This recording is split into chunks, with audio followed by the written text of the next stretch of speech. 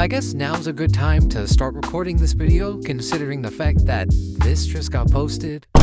I swear this video is not made to copy them. I've been working on my own research for literally months now, and it just so happens that somebody else was also.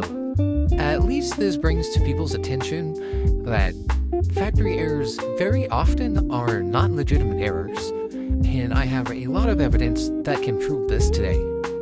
To be clear, this video is not targeting anyone, nor does it mean every single pet of these kinds are fake. This is just a PSA to think before you buy.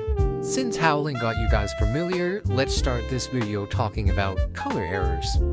Color errors are LPS that don't have the correct colors on them. For example, this lamb is meant to have purple eyes. However, she is also seen with blue eyes, and she's been seen with pink eyes. Now, if you know anything about colors, you'll know red and blue make purple. So what happened here? Were these released with unmixed paint? No, most likely not. As we already learned earlier this year, white vinegar damages blue paint. Blue paint can easily be separated from red using this technique. And for the blue eyes, Howling's new post shows visuals of what happens when you put LPS in straight up bleach. Bleach targets red. As you can also see in Howling's post, anything with even a hint of red will shift color to some degree. How can you tell if your pet was bleached or a genuine error then? Well, you can't. Technically, bleach will damage pets to the point that the paint comes off, and vinegar will get to a point before it stops changing entirely. But looking for damage like this doesn't mean much when we're looking at 20-year-old toys. Sure, it can be a sign that overall everything on the pet is just damage from all the years of play and natural aging. Or it could be a genuine error, but it's just on a pet that has also experienced aging. We can't confirm it to be one or the other, so don't believe everybody in what they say about their real factory errors, because people have been able to watch their own collections shift color over the years. The current theory is that it's a reaction with moisture and heat, and of course storage. When you store your LPS poorly, like in totes, that causes them to become way more likely to get damaged. Even buying directly from factories cannot guarantee that your pet is going to be a genuine error. My friend Sev has a completely pink seahorse from factory. However, there's no way to prove the factory stored this away nicely to prevent any damage. And the truth is, more likely than not, they didn't. Another color that we know of that has been seen shifting is green. This can be done using hydrogen peroxide. Interestingly, when I tried to make this factory error using this method, I found that hydrogen peroxide, vinegar, benzo, all did nothing. On this specific pet at least. The only thing making her eyes more yellow is the fact that she's been sitting outside in the sun for months. However, I have not put her in bleach to test if that would do anything, but I do know that if I did, it would have also changed the color of her bow, since it's red, which means the one that was found in the factory could not have been damaged in the same way, and I can't really replicate that without damaging the rest of a pet.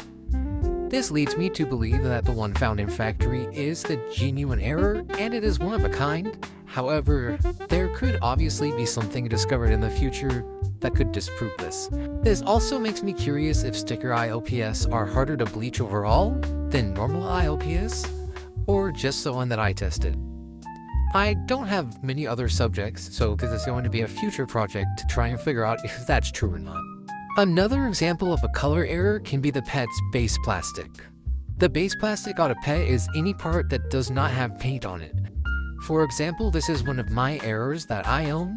She's missing paint on this ear, as you can see here, which helps me a little bit to show you that this color throughout the rest of her body is the base color. That is what her main plastic is made out of.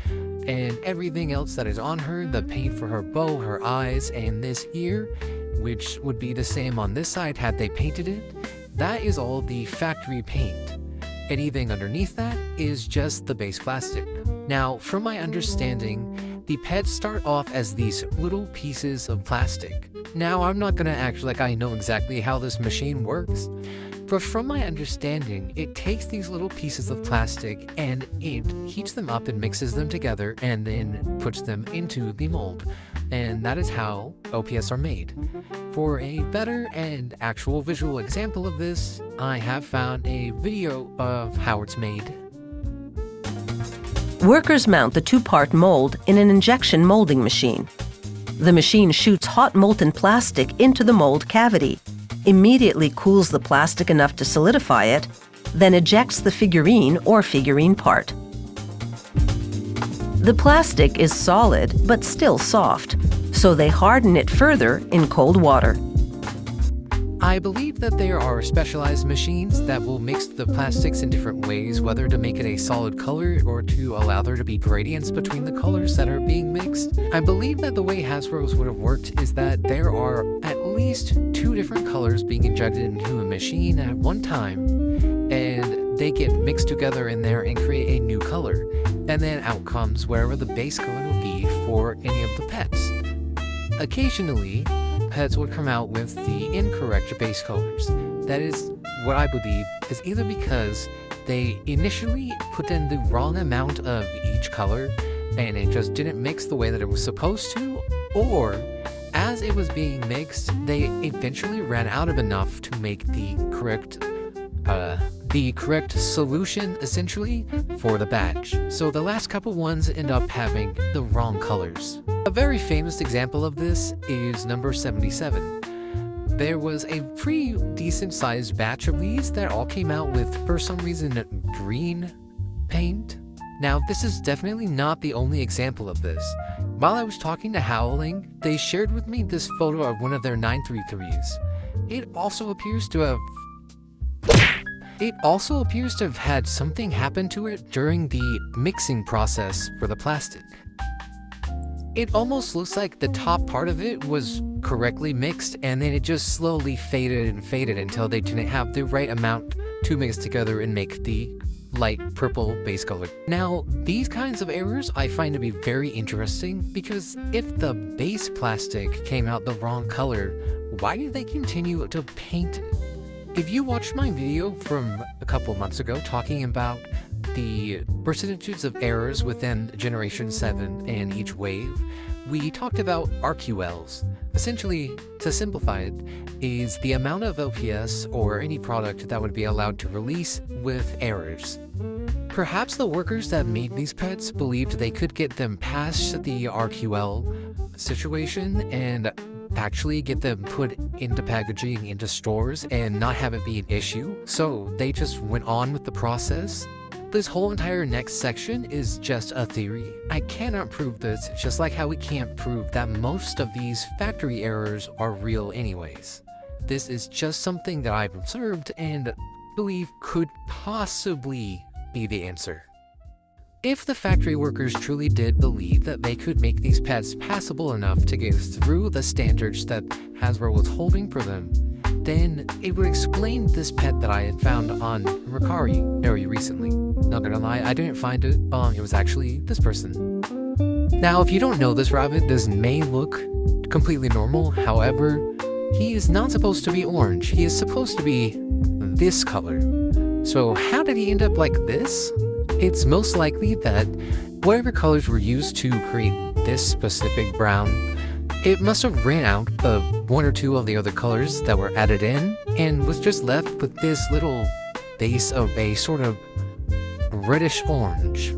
If the theory that the factory workers believed they could make these pets look passable is accurate, it would explain why his head is this color. However, his body is what appears to be painted on to make him look like it matches his head. Because you can see on the bottom, this is the color of the normal pet, and it's been painted over to look more orange like its head. Again, this is not guaranteed to be the absolute accurate reason for this to happen. This is just something that I believe is possibly an answer. I currently do not know a way that somebody could fake this without damaging the factory paint on top of the base plastic. So I do believe these are likely true errors. However, as I've been telling you this whole time, anything can be disproven. We do not know this for certain. We didn't make these, and we didn't watch anyone make them in the factory. These could just be damage that we don't know how to recreate. The next type of error I want to focus on is missing paint, specifically focusing on missing eye shines. We know people can fake these quite easily. During our experiment, we tried to use both Sharpie and normal paint to cover the eye shines. As you can see, both techniques are visible and obvious, especially in direct light. Severed got the idea to add sealant over the eyes. The paint remained texturally different enough to notice. The Sharpie, however, disappeared. It's almost invisible. You would have to look at it in very direct light and look close to notice the original markings. You obviously can't do this effectively when looking at online listings though. Now, this discovery of course applies to gloss eye pets. I, however, see nothing stopping somebody from dyeing the whites of a matte eye pet, and it even seems like it would be easier to cover up, considering that it's just a flat color. And with the right colored Sharpies, I have no reason to believe somebody can't cover up the eye shines that are inside of the colored part of an OPS's eye either. As for the body, OPS can easily have paint removed using acetone. For this, there's a couple things you can look for to see if somebody might have used acetone to remove parts of the pet's paints. For example, if something is close to a crevice on the pet's mold, you can check and see if there's a remnant of paint inside the crevice that did not get removed by the acetone. You can also check surrounding areas that have paint still and see if they look damaged. See if it seems like anything might have accidentally been touched by acetone when it was being used to remove paint. Also understand that OPS are painted in layers. That means that there's a bottom coat of paint and a top coat.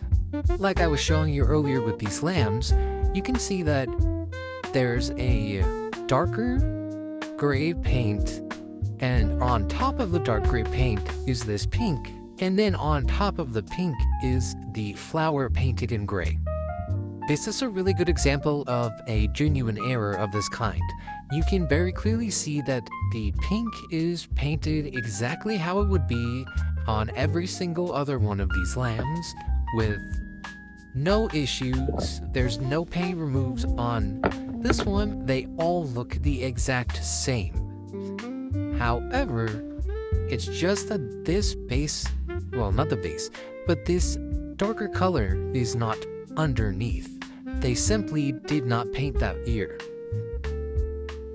It would be extremely difficult to remove just this dark paint and not damage the pink at all. So that is a good way of telling whether or not the pet has been tampered with. This here is an LPS that I know is a genuine error because I have had him since I was a child. I got him out of the box and thought he was supposed to look like this. He's supposed to have dots on his head. Mine never has. However, how can you believe me? I believe me because I know it. But how can you believe me? How do you know that I didn't remove it? There's so much space here, and what if I just took it off?